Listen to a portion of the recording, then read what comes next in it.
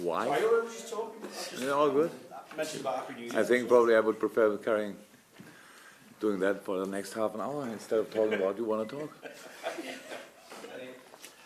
Jürgen, first of all, can I get your reaction to Ryan Brewster speaking out about the racist abuse he suffered, and also ask what further support the club is going to give him as he looks for the authorities to take action? All the support he needs, he wants, and yeah, all the support you can give, because it's quite interesting to be honest, because I'm really long in this business, in the sport, and I never faced a situation like that, and that means to a lot of people then actually that you think it doesn't happen, but obviously it happens all the time, and I'm really happy that he is, and you need to be brave, and that he is brave enough to do what he did, because it's such an important thing. I really can't believe that people have these kind of thoughts still in their mind. It's so strange in this world, and that it happened. And obviously, we needed a 17-year-old boy. Yeah, I don't know how to say it, to shout out, to say, here, it's still happening, and it happens all the time, and I need help, we need help, and we have to stop that. And so we are all really happy about it.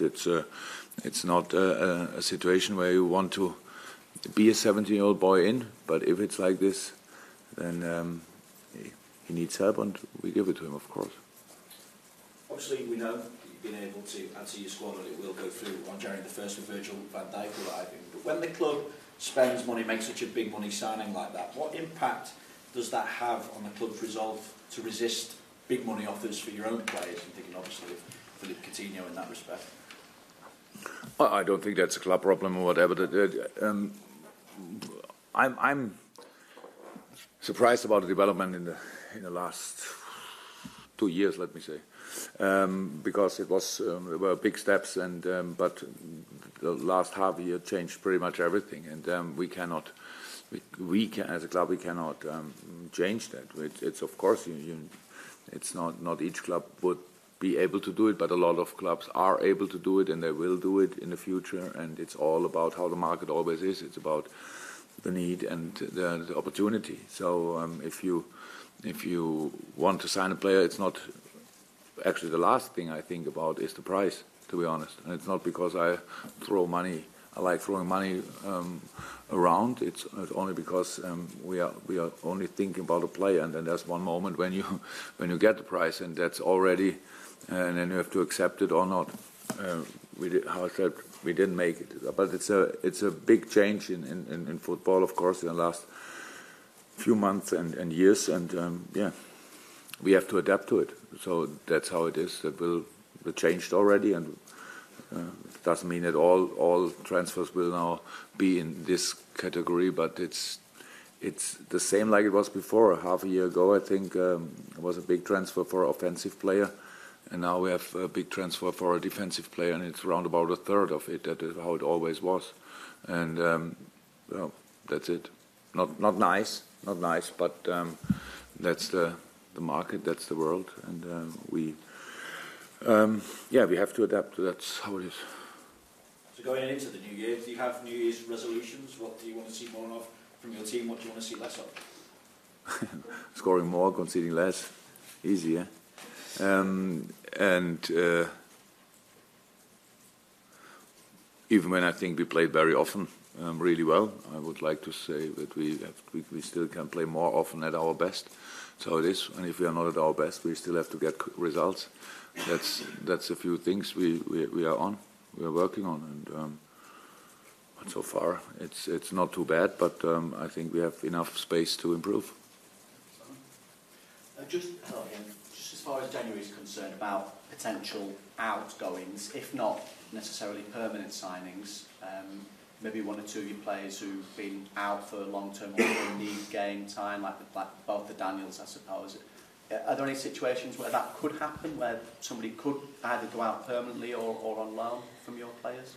Depends on first. The first thing we have to make sure is that we have the squad we need for the second part of the season, because we had a good situation so far in the squad, and that's what we need to have again in the second half of the season. So it's usually you make an agreement for a year. So I know players have longer contracts and stuff like that, but that's how it is. Everything can happen in a big transfer window in the summer, but usually you make an agreement for a year, and the player has 1 year time to train and play that good that it makes sense that he stays here. And for a few young players, it's quite different. To be honest, we have to see what we do there. With all the rest, it's we will see. The club interest is first, 100%. So we need to make sure that we have enough players for different situations, and then we have to think about. We do it actually. The perfect situation is that it's for both sides really good or perfect, nearly, for the player and the club. But if not, then the club needs to come first. That's how it is. So we will see what happens. There's nothing decided so far.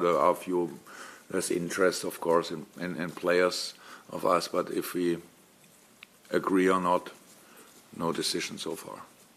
And as far as Jordan is concerned, I know his injury won't be back in the foreseeable future. So I'm just wondering if you've got an official prognosis of when he may or may not be back, and how big a miss. There are always prognoses, but they always are between and it depends to the healing process and how, if the player is a quick healer or not. So there's big differences between the individuals, and yeah. Hendo, I think, starts running outside today, which pace and whatever, we'll see that, but he's on a good way. So I don't want to say any date, because it would, on the one side, maybe put pressure on him, what he really doesn't need, and on the other side, it would look like we have not the player not for the next 6 or 8 weeks, and that's not true at all. So we have to wait. Hendo is, I think he's rather a quick healer, and is on a good way, and is desperate to be back on the pitch. So hopefully not too long. In Jordan's absence, Phil took over the captain's armband for the previous game, but people, the speculation and everything regarding him and his future, but in terms of what he brings to the team, he's showing that energy and that real commitment, and that with the armband seems to be on show on the pitch, how committed he is to the club here and what it's trying to achieve. Even though people are talking about him and with the speculation of linking him elsewhere. I just wondered what your thoughts were. I was waiting for the question. That's no. Okay. I was on that Christmas Day. No problem. I don't want to make the story less romantic, but it was exactly how I said it. When Hendo was not playing, when Millie was not playing, and I need to look at longest servant, Phil Coutinho. That's why he's captain. Maybe I could be smarter and think about, maybe I give him the armband and he will never leave for him the armband and he's especially happy or whatever. That's not how it works. But obviously he deals really well with it, because an armband can different things to you, and you can feel the lift or the pressure, and it didn't disturb him. I think we saw that at least, and so it's all good in a moment. It's a really good moment, to be honest. I'm not sure if the armband has a big influence, but no problem with that. But he played very good as well in the last couple of weeks, I think, especially even when he didn't wear the armband. Well, it's just an armband and not more. It's the job. What Hendo is doing, what Millie are doing in the dressing room for the club, it's a different thing. In the moment when you get the armband in England, everybody tells you afterwards what you have now to do from now on, what other players don't have to do. So it's quite a job, but having it on the pitch is important, but not in the same way.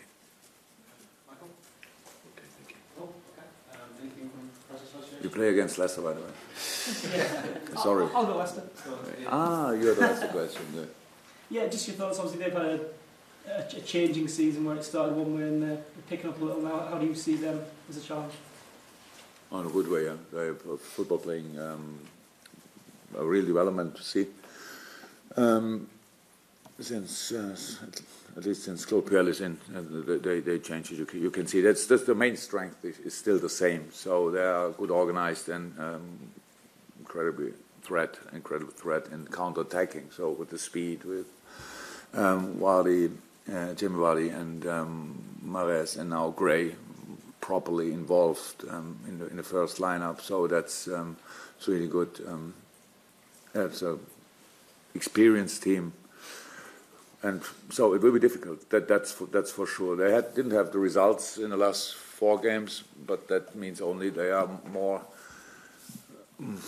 greedy or desperate, whatever, for a result now. And I don't think that they make a big difference if they play at Liverpool or somewhere else or at home. Say they need the points, and so that makes the job difficult. But that's how Premier League is.